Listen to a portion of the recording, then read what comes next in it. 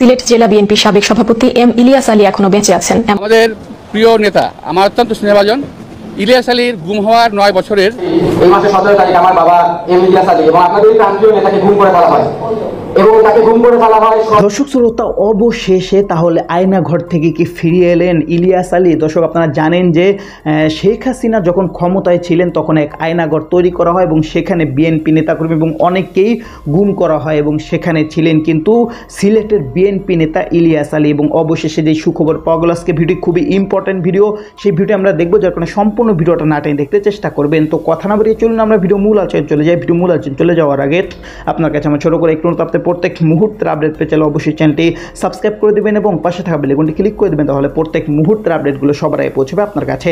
তো সব কথা না বেরিয়ে চলুন আমরা আসলে ঘটনাটি তাহলে বিস্তারিত দেখে আসি। আমাদের প্রিয় নেতা, আমার অত্যন্ত স্নেহভাজন ইলিয়াস আলীর গুম হওয়ার 9 বছর পূর্তির অনুষ্ঠান উপলক্ষে বক্তব্য রেখেছিলাম। তারই ধারাবাহিকতায় আমার এই বক্তব্যটা আজকের। তা আজকের আমি প্রথমে ইলিয়াস আলীকে অত্যন্ত স্নেহের সঙ্গে স্মরণ করছি। আশা করছি যে সে আমাদের মাঝে সহি সালামতে ফেরত আসবেন। আল্লাহ তাকে যেখানে আছেন নেক হায়াত দীর্ঘায়ু দান করবেন। আমি স্মরণ করছি শহীদ রাষ্ট্রপতি জিয়াউর রহমানকে। আমি স্মরণ করছি দেশনেত্রী বেগম খালেদা জিয়াকে। খুব স্বাভাবিক প্রশ্ন আসবে আপনাদের মাঝে যে ইলিয়াসের এই অনুষ্ঠানে শহীদ জিয়া খালেদা জিয়ার কথা আসে কেন? এই কারণে আসে যে শহীদ রাষ্ট্রপতি জিয়া রহমান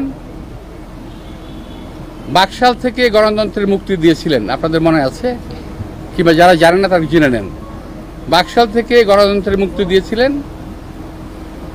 বেগম খালেদা জিয়া বহুদলীয় গণতন্ত্র কায়েম করেছিলেন, পার্লামেন্টের পদ্ধতি চালু করেছিলেন। আজকে 4টা সংবাদপত্র ছিল বাংলাদেশে, 4টা সংবাদপত্র। আমার মনে হয় এখানে যারা আছেন আমার সাংবাদিক ভাইদের অনেকেরই তখন ছোট ছিলেন অথবা অনেকের জন্মবোধ হয়নি। 4টি সংবাদপত্র, সেই 4টি সংবাদপত্রের বন্ধ বাদ দিয়ে হাজার হাজার সংবাদপত্র চলার পারমিশন দিল শহীদ রাষ্ট্রপতি জিয়াউর রহমান। আজকে তাই আমার এখানে উপস্থিত আছে 18টি মিডিয়া, প্রায় 42-এর মধ্যে ইলেকট্রনিক মিডিয়া আছে, 42-টির মতো, তার মধ্যে 18টি আছে এখানে।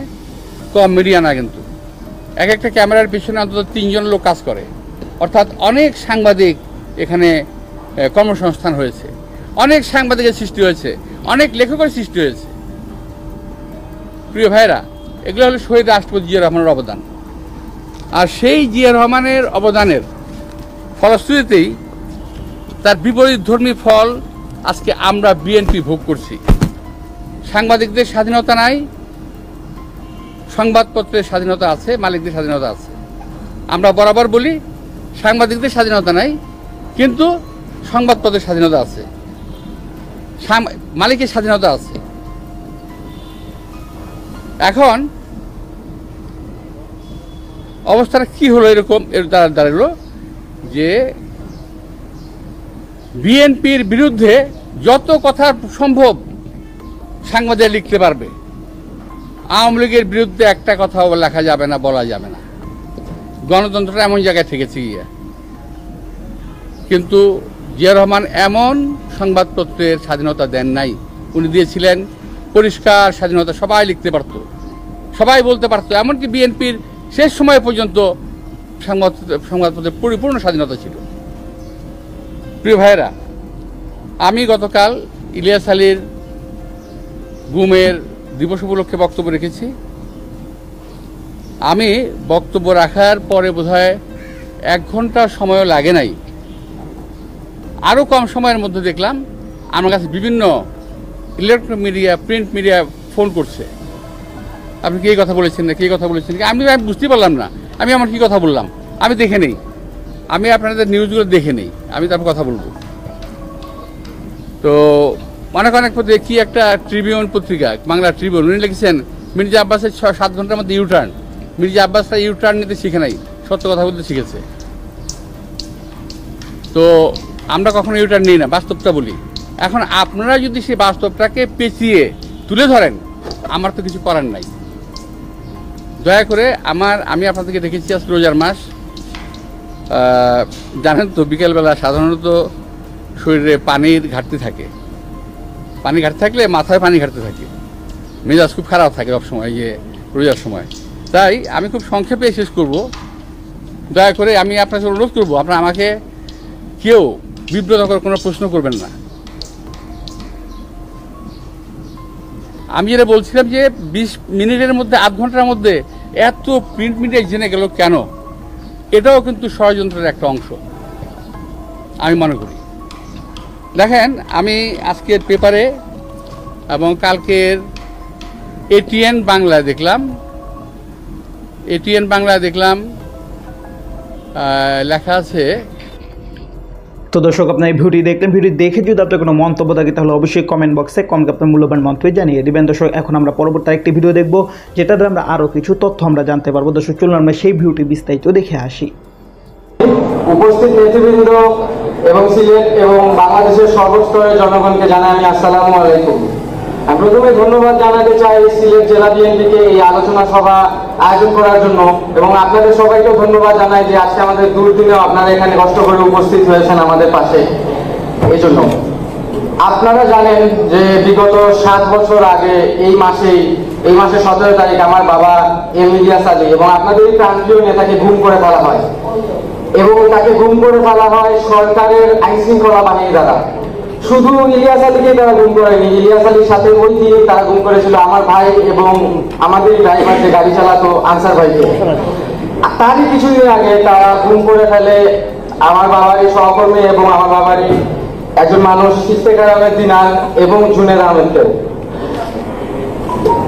এই সকল তারা এখন কই আছে এবং কিভাবে আছে এবং কেমন আছে আমরা এখনো জানি না, এবং আমরা জানতেও পারছি না।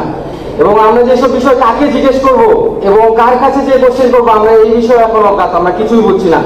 7টি বছর পার হয়ে গেল, কোন রকমের সরকারের, কোন রকমের আইন শৃঙ্খলা বাহিনী বা সরকার এই বিষয়ে কোন রকমের উত্তর আমাদেরকে দেয়নি। আপনারা জানেন যে সরকারের নানা রকমের ইন্টেলিজেন্স ফোর্স আছে, যেমন আমি যদি বলি ডিজিএফআই, র্যাব, সিআইডি এবং আর নানা ধরনের ইন্টেলিজেন্স ফোর্সেস আছে। কিন্তু তারা গত 7 বছরেও এই যে মানুষগুলি গুম হয়েছে তাদের একটি তদন্ত করে দেখায়নি আমাদেরকে, একটি খবর আমাদেরকে দেয়নি। কিন্তু আমরা দেখতে পাই যে ইলেকশনের আগে বিএনপি নানা নেতাদের, নানা নেতৃবৃন্দদের ফোন আলাপ ফাঁস হয়ে যায়। আপনারা জানেন যে আইন শৃঙ্খলা বাহিনীর কাজ আইন শৃঙ্খলা রক্ষা করা, কিন্তু আমি গত 7 বছরে বা গত কিছু বছরে যা দেখতে পাচ্ছি, আইন শৃঙ্খলা বাহিনী তা রক্ষা করছে না, উল্টা তারা ভঙ্গ করছে। তাদের কাছে যতবারই জিজ্ঞেস করা হয় যে ইলিয়াস আলীর খবর কি বা ইলিয়াস আলী সম্পর্কে আপনারা কি তদন্ত করেছেন, তারা প্রতিবারই অ্যাভয়েড করে যায়, তারা এই বিষয়ে কথা বলতে চায় না। তাহলে কারা এই কাজ করেছে আর তাদের কাছে আমরা জিজ্ঞেস করবো এইসব বিষয়ে। আপনারা আরো জানেন যে ইলিয়াস আলী যখন গুম হয়েছিল এবং আজহার আলী যখন গুম হয়েছিল, তখন নানা রকমের প্রত্যক্ষদর্শী ছিল আশেপাশে, ডাব বিক্রেতা এবং আশেপাশের বাসার গার্ড, তাদের সবাইকেই সরিয়ে নেওয়া হয়, তাদের সবাইকে লুকিয়ে ফেলা হয়, তাদেরকেও কোনো চান্স দেওয়া হয়নি যে তারা টিভি বা মিডিয়ার সামনে এসে বলবে যে তারা কি দেখেছে এবং কিভাবে ইলিয়াস আলীকে নেওয়া হয়েছে। তো ইলিয়াস আলীকে কেন নেওয়া হয়েছে, কি করেছে ইলিয়াস আলী? আমার কাছে মনে হয় সিম্পল ধারণা যে ইলিয়াস আলীর যে জনপ্রিয়তা এবং তার যে বিরোধী দলীয় আন্দোলন এবং ভারত বিরোধী টিপাইমুখ আন্দোলনে তার যে সক্রিয় ভূমিকা, এই জন্যই তাকে গুম করে ফেলা হয়। সরকার ভয় পায় ইলিয়াস আলীকে, সরকার বিএনপিকে ভয় পায়, এই জন্য বিএনপির সব নেতাদেরকে যখন তারা দমিয়ে রাখতে পারছে না, তারা গুম খুন হত্যার মাধ্যমে তাদেরকে মেরে ফেলতেছে। শুধু ইলিয়াস আলীকেই তারা গুম করেনি, তারা আমাদের পরিবারের উপরও নানান রকমের হয়রানি। তো দর্শক, আপনার সম্পূর্ণ ভিডিও দেখলেন, সম্পূর্ণ ভিডিও দেখে যদি আপনার কোনো মন্তব্য থাকে তাহলে অবশ্যই কমেন্ট বক্সে কমেন্ট আপনার মূল্যবান মন্তব্য জানিয়ে দিবেন। দর্শক, কথা বলতে বলতে আমরা ভিডিও শেষ পর্যন্ত চলে এসেছি। ভিডিও শেষ করে শেষ করার আপনার কাছে আবার অনুরোধ করছি, আপনাদের প্রত্যেক মুহূর্তের আপডেট পেতে চাইলে অবশ্যই চ্যানেলটি সাবস্ক্রাইব করে দেবেন এবং পাশে থাকা বেল আইকনটি ক্লিক করে দেবেন, তাহলে প্রত্যেক মুহূর্তের আপডেটগুলো সবার আগে পৌঁছাবে আপনার কাছে। দর্শক, বিশেষ করে সবাই ভালো থাকবেন, সুস্থ থাকবেন, আল্লাহ হাফেজ।